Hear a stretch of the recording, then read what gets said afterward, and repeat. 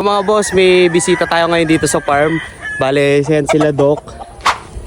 Ano po, Doc Ryan from Kalibo. Dito sila Doc, ano sila nag-wing ban ng ano, early bird Doc, no? Oo po. Yan, dito ngayon to sa Tangalan. Saan ang next na ano nyo boss? Doc? Makato po kami. Makato po Pagkatapos kami. dito, Makato na po kami. Oo. Tapos sa mga ibang lugar Doc, kailan ng ano, ang wing ban nila? Ang wing ba namin, sa city na yata eh.